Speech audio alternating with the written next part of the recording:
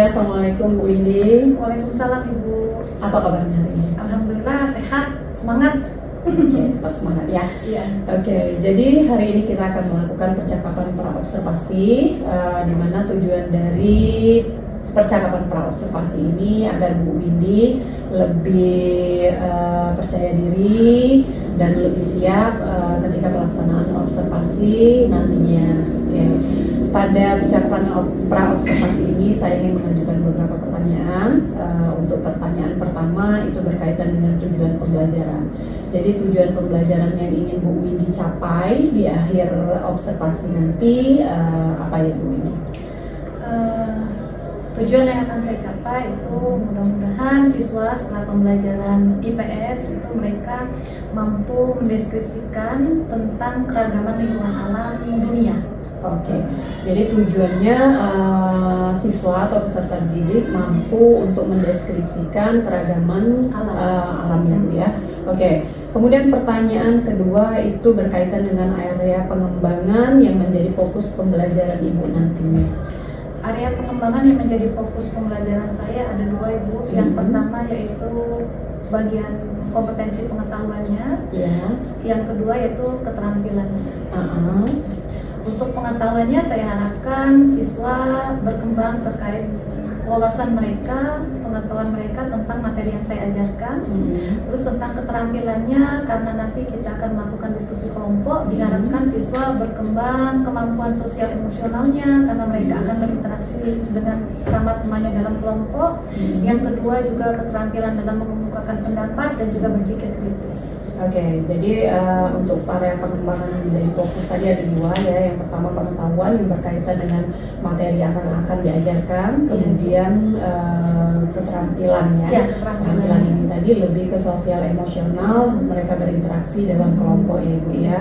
Oke, kemudian untuk model pembelajaran, bisakah Ibu ceritakan sedikit model pembelajaran atau strategi pembelajaran yang akan Ibu gunakan? Untuk strategi pembelajaran saya menggunakan model pembelajaran inquiry, di mana siswa itu saya ajak untuk menemukan sendiri konsep-konsep pengetahuan terkait materi yang akan saya ajarkan. Jadi di awal itu saya hanya mengajarkan sedikit saja terkait materinya yang umum. Kemudian nanti siswa secara berkelompok akan mencari secara detail konsep-konsep pengetahuan yang akan kami sampaikan.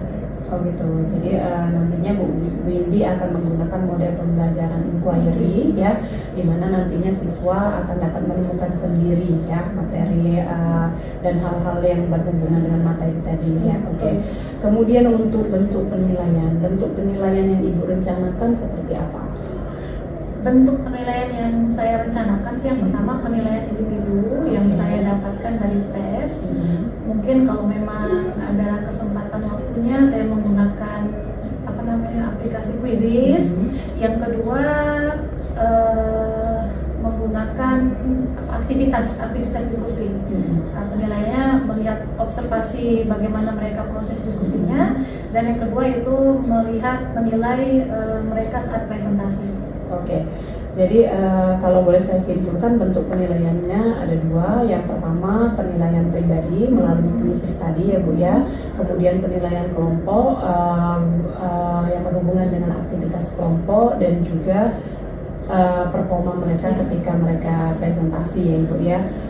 Sepertinya pembelajarannya akan sangat menyenangkan ya Bu. Oke, sekarang untuk sasaran kelasnya itu di kelas berapa Bu? Saya akan observasi di kelas 9, kebetulan mau mengajar IPS di kelas 9. Nanti di kelas 9-7 pada jam 7.89. Oke, Nah, sekarang ini yang berkaitan dengan RHK. Jadi kemarin indikator yang Ibu pilih di RHK kemarin apa ya Bu? Aktivitas interaktif.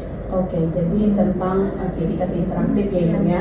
Oke, di indikator aktivitas interaktif itu ada beberapa target perilaku yang ingin menjadi tujuan kita ya, yang ingin Ibu ini capai tentunya kan. Jadi kira-kira langkah apa yang akan Ibu lakukan sehingga Ibu bisa memunculkan target perilaku yang menjadi indikator RHK itu tadi? Jadi dari target itu saya pilih dua Ibu. Yang pertama yaitu kegiatan pembelajaran yang memberikan peranan kepada semua peserta didik. Nah dari target yang pertama itu hal yang saya lakukan yang pertama memberikan motivasi kepada peserta didik supaya mereka dapat berperan aktif dalam pembelajaran. Yang kedua, saya membagi kelompok di mana setiap anggotanya akan saya beri peranan. Termasuk anak yang tidak aktif pun semuanya itu harus mendapatkan peranan. Terus kemudian perilaku yang kedua itu guru mengajukan pertanyaan yang menstimulasi proses diskusi dan berpikir kritis. Nah, di sini saya akan mencoba membuka pertanyaan-pertanyaan yang sifatnya terbuka sehingga anak-anak mampu terpancing bisa mendiskusikan dari pertanyaan yang saya lemparkan kepada anak. Oh gitu ya. Jadi yang akan Ibu lakukan memberi motivasi agar peserta didik tadi aktif dalam pembelajaran. Kemudian Ibu juga akan membagi peran ya untuk memotivasi mereka. Kemudian memberi pertanyaan pembuka ya Ibu ya. Oke.